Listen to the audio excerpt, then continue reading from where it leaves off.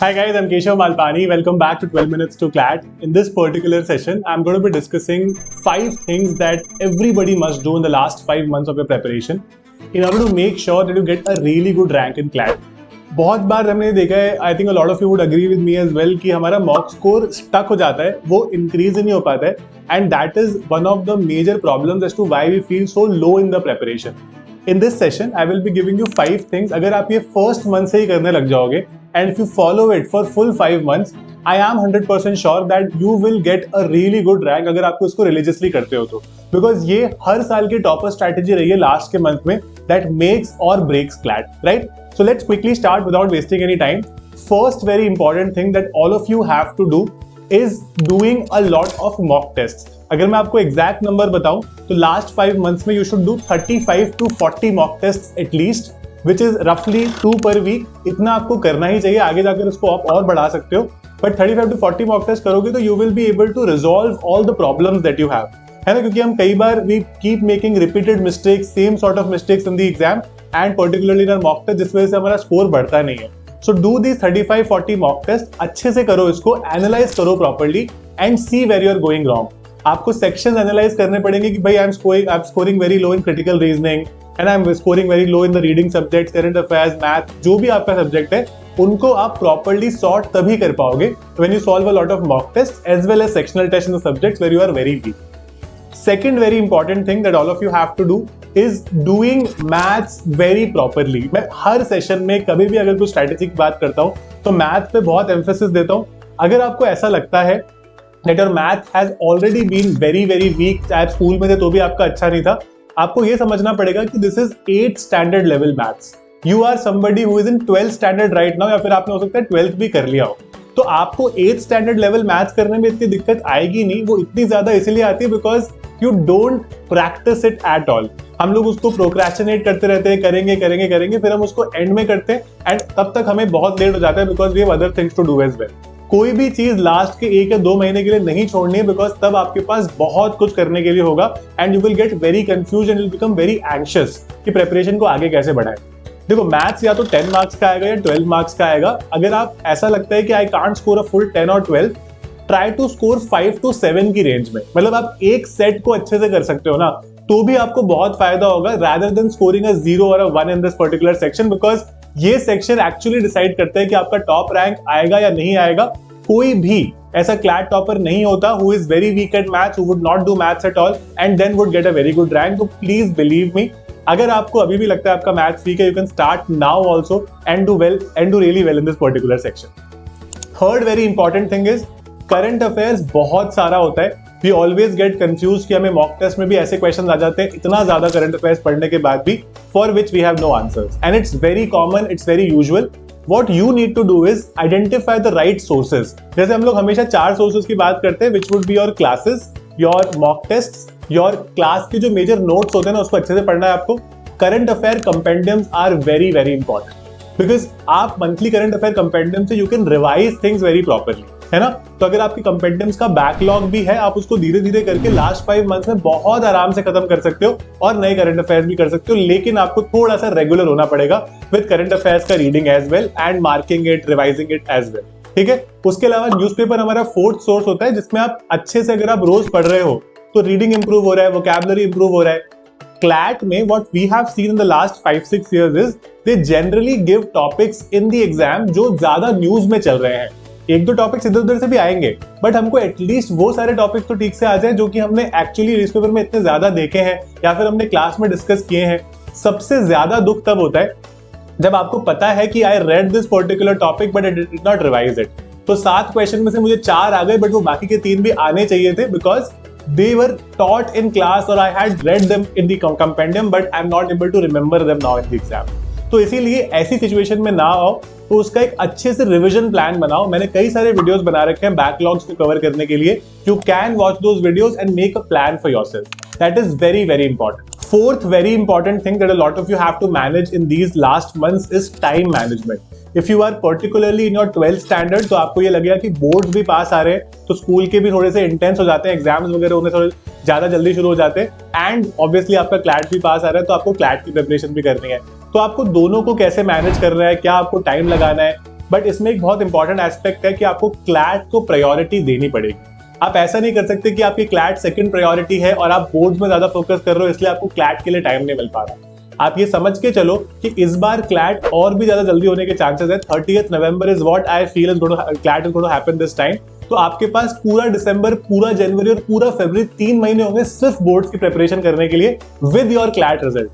तो फिर CLAT result is good, you don't have to worry about anything, है ना। तो उसको प्रैक्टिकली सोचो। देखो आपकी गलती नहीं है, आप जब स्कूल जाते हो आपकी क्लास में 50 बच्चे हैं, most of them are only preparing for 12th boards and उनको बाद में सीयूईटी वगैरह देने का प्लान है, लेकिन वो 12th के साथ में किसी एग्जाम की प्रिपरेशन नहीं कर रहे। तो सब लोग 12th पर इतना फोकस कर रहे हैं कि आपको भी लगता है कि यार what if I am not focusing, what if I do not get a really good score, and school also pushes us to do well in 12th standard. तो हम वहां पर कई बार फंस जाते हैं। You will have to discuss it properly with your parents and you have to figure out कि आपका क्या प्रायोरिटी है इस पॉइंट पे, और क्लैट को प्रायोरिटी बनाओ। टाइम मैनेजमेंट का यहाँ पर ये मतलब है कि क्या क्या चीजें किस किस टाइम पर की जाएंगी, उनका एक प्रॉपर शेड्यूल बनाओ आप, कि एक दिन में अगर मेरे को 2 सब्जेक्ट करने हैं, करंट अफेयर्स का रिवीजन करना है, if it's my mock day, मेरे को उसको एनालाइज भी करना पड़ेगा। All those things will become very very important in the longer run. और ये आप एक महीने का भी अगर अच्छा शेड्यूल बना लोगे ना, एक दिन में एक महीने का मत बनाना, एक दिन में तो आज और कल का बना लो वो भी काफी है, लेकिन अगर आप एक महीने का एक एक दिन करके शेड्यूल बना लोगे आपकी हैबिट में आ जाएगा। प्रॉब्लम वहां होती है वेयर हम लोग 2 दिन करते हैं, 3 दिन करते हैं, फिर चौथे 5वें दिन में बिल्कुल वो शेड्यूल खत्म हो जाता है, फिर वापस रीस्टार्ट करना पड़ता है। तो इसीलिए थोड़ा सा इंपॉर्टेंट ये है कि आप अपनी प्रायोरिटी सॉर्ट करके टाइम मैनेज करो और क्लैट को ज्यादा टाइम दो। जहां जहां पर आपकी गलतियां हैं उनको सॉल्व करो। हम सबको अपनी प्रॉब्लम्स पता होती है। Reading speed could be a problem, not attempting enough questions could be a problem, है ना, बहुत अच्छे से नहीं पढ़ पा रहे हैं, मैथ्स नहीं कर पा रहे हैं, जो भी आपकी दिक्कत है उसको अपने मॉक टेस्ट के साथ साथ सॉल्व करो, अपने मेंटोर से साथ डिस्कस करो कि this is my problem, how do I get ahead और how do I resolve this particular problem. That is very important. And fifth very important thing is आपको माइंड सेट बहुत ज्यादा क्लियर रखना पड़ेगा। Physically we have to be in good health obviously, अगर हमें अच्छे से प्रिपेयर करना है तो, बट इन मेंटल हेल्थ और माइंडसेट की बहुत कम लोग बात करते हैं, बिकॉज यही आपके एग्जाम को बनाएगा या बिगाड़ेगा। मैंने बहुत बार देखा है students who are doing reasonably well, let's say अगर आप इस पॉइंट ऑफ टाइम पे 60s में हो, कभी कभी 70s में चले जाते हो, you are not doing a bad job, but हम लोगों को क्या लगता है somebody else is scoring 90s, तो हम तो उसके साथ कंपटीशन में कुछ है ही नहीं, that person will clear CLAT, हम तो कर ही नहीं पाएंगे। आप ये भी तो समझो कि आपके पास कितना टाइम है उस एग्जाम को प्रिपेयर करने के लिए अभी। तो थिंक इट प्रैक्टिकली, माइंडसेट ऐसा होना चाहिए कि दिस इज माय एग्जाम, चाहे कैसे भी हो, मुझे चाहे कुछ भी करना पड़े, चाहे ज्यादा एफर्ट डालना पड़े, अपनी प्रॉब्लम्स को सॉल्व करना पड़े, I have to come out of my comfort zone, I would still clear this exam. There should be no day, चाहे आपका मॉक टेस्ट में, एक मॉक टेस्ट में नंबर कम आ गए, 2 मॉक टेस्ट में नंबर कम आ गए, समझो क्यों आए, अपसेट होकर नहीं बैठना कि हमको तो मॉक टेस्ट करना ही अब अच्छा नहीं लगता। You have it in yourself to clear this exam, provided आप बस वो थोड़ा सा ना अपने अंदर एक जील लाओ, एक पैशन लाओ कि this is my exam. Don't think about the negatives और अनकंट्रोलेबल्स कि what if exam does not work out on that day. कुछ लोगों ने पिछले साल भी एग्जाम दिया था, didn't work out really well, इस साल वापस से वो डर लगता है कि what if it doesn't work out again, है ना। वो एक बहुत इंपॉर्टेंट चीज है जो हमको बार बार खाती है कि उस दिन एग्जाम के दिन ऐसा हो गया तो, मैंने चोक कर दिया तो, मॉक टेस्ट में अगर नंबर कम आ जाते हैं हमारे तो हम क्या करेंगे, हम किसको क्या बोलेंगे, है ना, एग्जाम में नंबर कम आ गए तो what will we do later, what if we are not able to go to a good college, हम पेरेंट्स को क्या बोलेंगे, they can't afford very high fees of private law schools. ये बहुत ऐसी चीजें हैं जो इस पॉइंट ऑफ टाइम पर आप कंट्रोल नहीं कर सकते, है ना। Don't have this obsession about going to let's say NLS और NALSAR, just concentrate on doing your subjects right. आपका जब रैंक आ जाएगा आपको अपने आप पता चल जाएगा आप कहां जा रहे हो। इस पॉइंट ऑफ टाइम पर don't particularly target a college, target a mock score. छोटी छोटी चीजें करो कि अगले मॉक में how much do I have to score. Let's say I scored 68 in my last mock test, मेरे को अभी कोशिश करना है अगले मॉक टेस्ट में कि मैं 70s में चला जाऊं। अगर मैं एक बार 70s में चला जाऊं, मुझे कोशिश करनी है कि मैं अगले 3-4 मॉक वहीं पर रुकूं, मैं पीछे ना आऊं। ये छोटी छोटी चीजें टारगेट करो जो आपके हाथ में है, that you can control very easily, right. Keep things simple, बहुत ज्यादा अपने मेंटोर से बात करो, you can always talk to me about these things.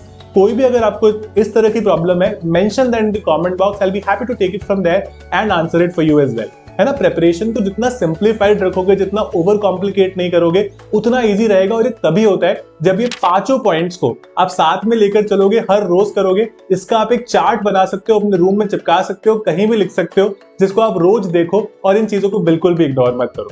You are destined to a top NLU only if you believe that you can do it and then you take the right action and the right measures to do this particular thing. It is an exam that average students clear every single year. You don't have to be a class topper. I've said these things multiple times in my videos and definitely believe it that this is your year, right? Keep it simple. If you want our guidance, we have expert mentors, expert educators who would be guiding you till the end of the preparation. You can join our latest batches. We'll be very, very happy to guide you till the end of the preparation. In numbers पर आप कभी भी contact कर सकते हो to take any sort of advice about our batches or anything. You can always use my code Malpani. Visit 12minutes2clad.com or download our app from Google Play Store or Apple का App Store, and we'll be guiding you till the end. You can become a part of any of our latest batches. सब में end तक course कराया जाएगा, same strategic discussions किए जाएंगे and आपको अच्छे प्रॉपरली एक तरह की प्रैक्टिस करवाई जाएगी so that you are highly ready for this exam. Mostly what I have seen why people sometimes are not able to clear it, या तो उनका माइंडसेट बहुत नेगेटिव हो जाता है, हम बहुत कंपैरिजन करते हैं लोगों से। Don't become a part of multiple social media groups here and there और टेलीग्राम दैट यहाँ पर आपको लोग गलत एडवाइस देते। Only listen to the advice of expert mentors and just try to apply them in your preparation. Keep it very simple. That's it about this particular session. I hope it was useful. Keep smiling, keep working hard, wake up every day with that zeal कि आज मुझे कुछ करना है और हर रोज उसको repeat करते रहो। इसमें आपको बस ऑर्डिनरी चीजें रोज रोज करनी है, हर रोज उठ के कुछ एक्स्ट्रा ऑर्डिनरी आप नहीं कर पाओगे। रोज जो बेसिक चीजें होती है उसको रोज करते जाओ बस, right? That's it. Thank you so much guys for attending this. I hope it was useful. I'll see you again very soon in my classes. All the very best.